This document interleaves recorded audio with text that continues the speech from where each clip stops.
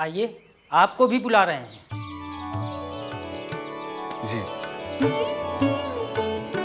ठीक है। बड़े बाबूजी। आओ भाई साहब, आओ आओ।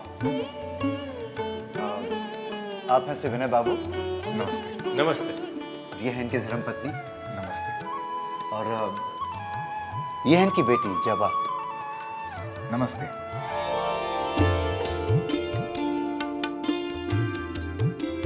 और ये हैं आपके साले साहब। जी हाँ, और ये बहुत ही भोले हैं, दुनियादारी से एकदम परे। कोई बात नहीं, शहर की आबो हवा इन्हें सब कुछ सिखा देगी। तुम्हारा नाम क्या है? जी भूतनाथ।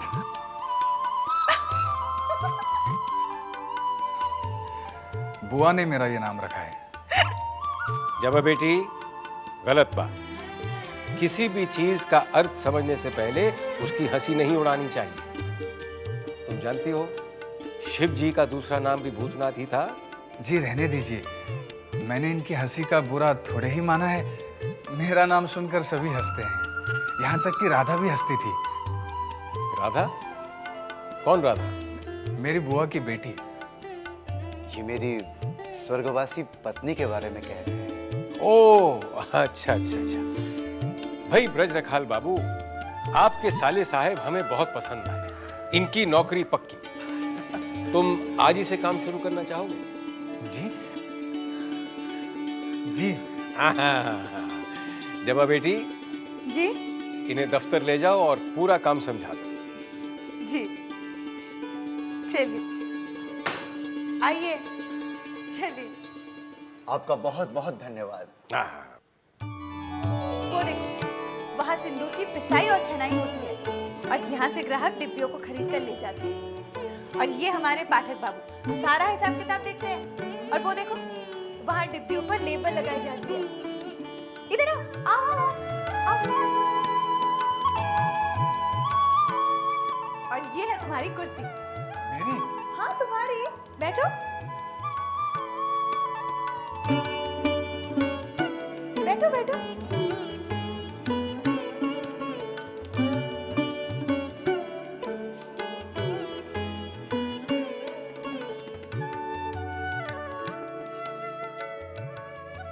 आपने बताया नहीं मुझे क्या काम करना होगा। आपने तो पूछा ही नहीं। तो अब बता दीजिए। देखो, सारा काम से काम तुम्हारे से खतों किताबत करना, मनी ऑर्डर दीदी का काम, एजेंटों के पास बिल भेजना वगैरह वगैरह। लेकिन इस मोहिनी सिंदूर के गुण क्या हैं? अब एक गुण हो तो बताओ ना। समझ लो कि बिजली की ताकत है हमारे मोहिनी सिंदूर में। जो लोग जीवन से हताश हैं, जो प्रेमी अपनी प्रेमिका की मोहब्बत पाना चाहते हैं, उसे दिल की रानी बनाकर रखना चाहते हैं, वो हमारे मोहिनी सिंदूर की करामत को जरूर आजमाएं।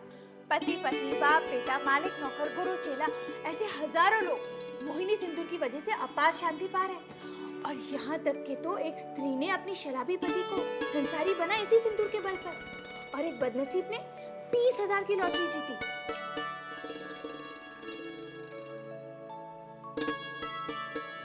ऐसे क्या देख रहे हो? कहीं ये मोहिनी सिंदूर का असर तो नहीं? मतलब? आप अपनी बातों से दूसरों को अपनी तरफ मोहित कर देती हैं।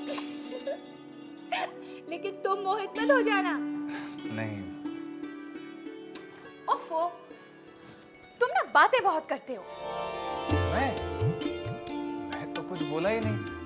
तो क्या मैं बोल रही हूँ?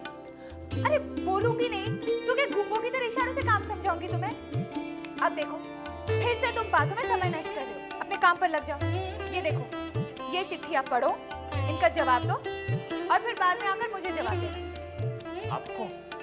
हाँ, मुझको। तुमने क्या काम किया, क्या नहीं किया, सब तो मुझे आके बताना है। जी हाँ। और हाँ, महाराज ठीक 1:30 बजे भोजन लगाता है। भूख लगे तो पहुंच जाना, नहीं तो काम करते रहना।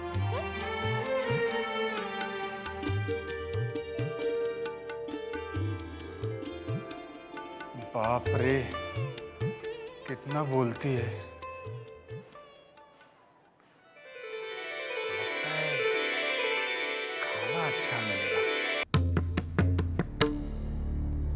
लीजिए, शुरू कीजिए। सुनिए, कहिए। दाल वाल कुछ? चावल आए हैं तो दाल भी आएगी। आप चावलों के बीच जगह तो बनाइए।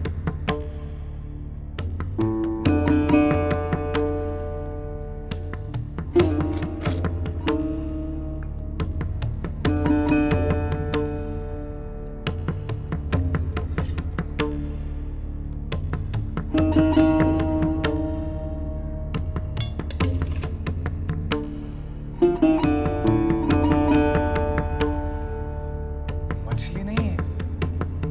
मछली है क्यों नहीं, पर थोड़ी है, वो भी साहब लोगों के लिए।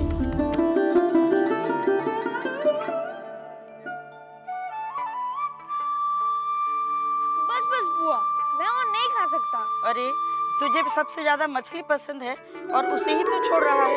मेरा पेट भर गया। अरे अब खाएंगे या देखते रहेंगे? सब्जी और मिलेगी? आपके हिस्से की जितनी सब्जी मुझे भंडार से मिली थी उतनी मैंने बना दी। अब और नहीं है तो कहां से दूं? अब जल्दी खा लीजिए वरना हाबू की माँ आकर इसे जूठन समझकर उठा ना ले जाए।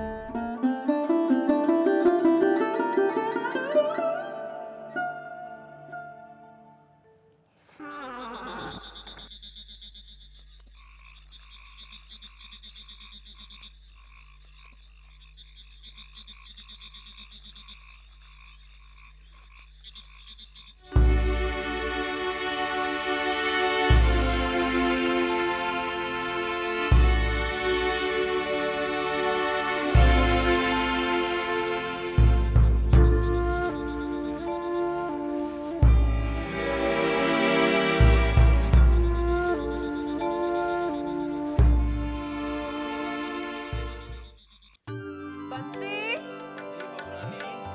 जरा सुन तो।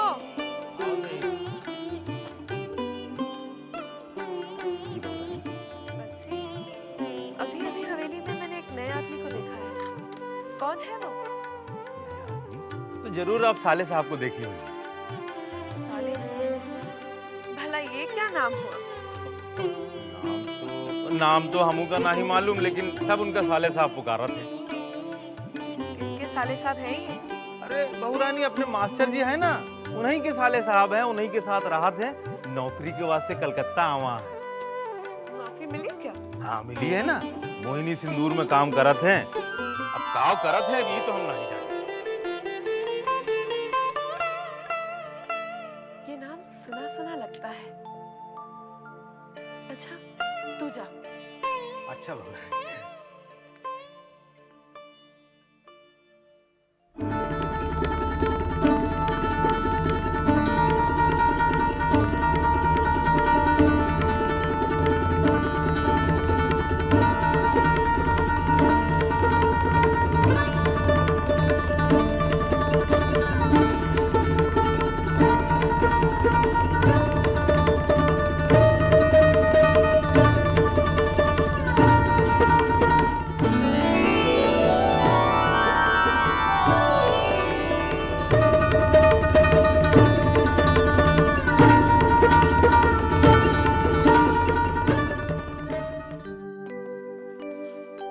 आइए भाई साहब, आइए, कहिए कैसा रहा नौकरी का पहला दिन? जी बहुत अच्छा। सुविनय बाबू तो बहुत ही हंसमुख है और उनकी बेटी जबा, वो तो बहुत ही बोलती है मगर अच्छे स्वभाव की है। अच्छा जीजा जी, आज जब हम सुविनय बाबू के दफ्तर गए थे तो मैंने बहुत ही सुरीली आवाज सुनी थी। वो कौन गा रही थी? सुविनय बाबू की बेटी जवा। जबा गा रही थी? अच्छा, जितनी वो सुंदर है उतना ही सुंदर उसका गला है। मन मुग्ध हो जाता है। आप मुझे कुछ ज्यादा ही मुग्ध लग रहा है। जीजा जी, मैं तो तारीफ कर रहा था। पता है भाई साहब, एक लड़की की तारीफ कब की जाती है? कब? क्या भाई साहब, आप एकदम भोले हैं। नमस्ते भूतनाथ भाई, अच्छा हुआ तुम आ गए। मैं तुम्हें ही याद कर रहा था। जी कोई काम? नहीं, कोई खास काम तो नहीं है, बस अचानक पिताजी की याद आ गई तो मैंने सोचा कि पिताजी की कहानी तुम्हें सुनाकर अपने दिल का दर्द हल्का कर दूं। पिताजी, आप ये कहानी बाद में भी तो सुना सकते हैं ना। बेटी, जब दर्द अभी है तो दवा भी अभी ही मिलनी चाहिए ना। जी, आप पिताजी की कहानी की बात कर रहे थे। हाँ, तो सुनो, मेरे पिताजी की कहानी सुनो। पिताजी कट्टर हिंदू थे, माँ काली के सच्चे भक्त। शनिवार को पूजा शुरू करते थे तो रविवार की सुबह को जाकर खत्म करते थे। तब तक अन्न जल कुछ भी नहीं लेते। लेकिन पिताजी, आपको अचानक दादाजी की याद कैसे आ गई? बेटी, रविवार को तेरा जन्मदिन है और शनिवार से लेकर रविवार तक उनकी पूजा का दिन हुआ करता था। अरे उन्होंने ही तो माँ काली पर तेरा नाम रखा था, जबा मई, काली का प्यारा फूल। जी, रविवार को आपका जन्मदिन है? अगले रविवार को, कहीं इसी रविवार को ना आ जाना। पिताजी, वैसे दावत के लिस्ट में इनका नाम तो है ही नहीं। नहीं है तो लिख दे। नहीं पिताजी, इनका नाम लिखकर स्याही बर्बाद क्यों करें? ये तो ऐसे ही बोलने पर आ जाएंगे। आएंगे ना? जी हाँ, आ जाऊंगा। इतना काफी है या फिर से एक बार बोलूं? जी नहीं, जरूर आऊंगा। अरे भाई, वो तो तुम आओगे ही, लेकिन अब जो आ गए हो तो पिताजी की कहानी सुनते ही जाओ। आओ बैठो। पिताजी, आप तो बता चुके हैं। कहाँ बता चुका हूँ बेटा? मैं तो बताने जा रहा था कि अचानक तेरी बात बीच में आ गई। चुप कर तू। तो सुनो, पिताजी कट्टर हिंदू थे। चलिए चलिए, मालकिन छज्जे पे खड़ी है। छज्जे पे खड़ी है? चल।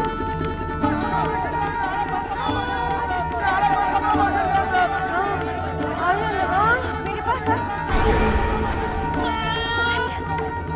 अनु, तुम गिर जाओगी। नहीं, मैं नहीं गिरूंगी। अच्छा, माँ इधर आओ। माँ,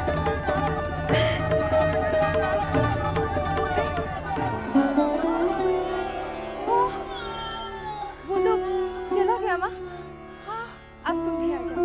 हाँ, चला गया। चला। आ गए साले साहब? हाँ। बंसी आपको पूछ रहा था। बंसी? क्यों? मालूम नहीं? ठीक है।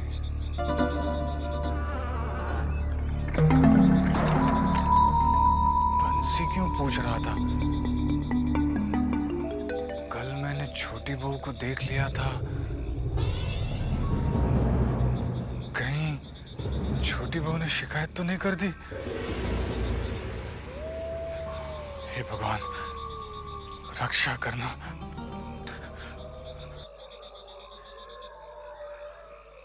साले साहब, आपकी हम बहुत देर से राह देख रहे हैं। क्यों? आपको थोड़ी देर के बाद मेरे साथ चलना है। कहाँ? अब छोटी बहू रानी ने आपको बुलाया है। भला छोटी बहू ने मुझे क्यों बुलाया है? अभी तो हम नहीं जाने, पर हम इतना जाने थे कि आज से पहले ही हवेली में ऐसा कबो नहीं हुआ। कैसा? अरे यही जो ना आपको बुलाया है। अभी जाना है? नहीं भाई नहीं, अब हम तो छोटे बाबू हवेली में है, उनकी बग्घी लग चुकी है। थोड़ी ही देर में वो जान बाजार चले जाएंगे। वो जैसे जाएंगे ना, हम आए के आपको लेके चलेंगे। ठीक है? खबरदार! छोटे बाबू की बग्घी निकल रही है, दूर हट जाओ।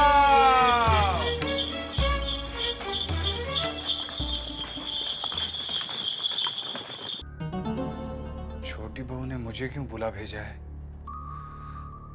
कहीं कुछ गड़बड़ तो नहीं? गड़बड़ तो मैंने खुद की है। क्या जरूरत थी मुझे हवेली की तरफ देखने की? आज तक किसी दूसरे मर्द ने हवेली की औरत की तरफ निगाह उठाकर नहीं देखा, और मैंने देख लिया।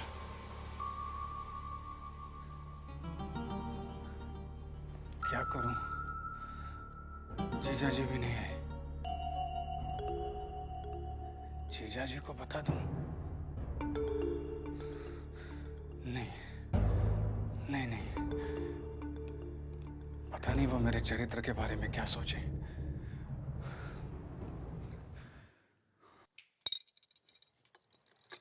क्या हुआ चिंता? बंसी कहाँ रह गया? भूतनाथ को अब तक बुलाकर नहीं लाया। छोटे बाबू भी जान बाजार चले गए हैं। बंसी भैया शायद उन्हें लाने ही गए होंगे। लेकिन क्या चिंता? लेकिन छोटी बहू रानी, एक पराये आदमी को आप अपने कमरे में बुलाकर क्या अच्छा कर रही हैं? ये तो नहीं समझेगी। ये मैं अपने लिए अच्छा ही कर रही हूँ। क्या बात है भाई साहब, ऐसे बैठे हुए हैं? नहीं, भोजन किया कि नहीं? आप ही की राह देख रहा था। भाई साहब, आप कुछ परेशान लग रहे हैं। दफ्तर में कोई बात तो नहीं हो गई? नहीं, ऐसी कोई बात नहीं है। अच्छा, तो फिर चलिए भोजन कर लेते हैं। आप नहा लीजिए, मैं खाना लगाता हूँ।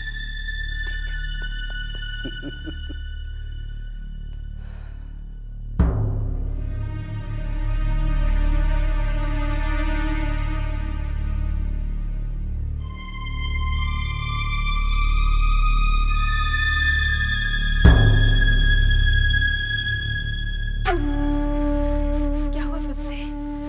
भूतनाथ साथ नहीं आए? छोटी बहू रानी, हम घर रहे तभी मास्टर जी आ गए और उनके सामने हमको बुलाना अच्छा नहीं लगा। हम कल मौका मिलते ही बुला लाएंगे। तूने कहा ना उनसे कि मैं मिलना चाहती हूँ। हाँ बहू रानी, हम बोल दी ना उनका।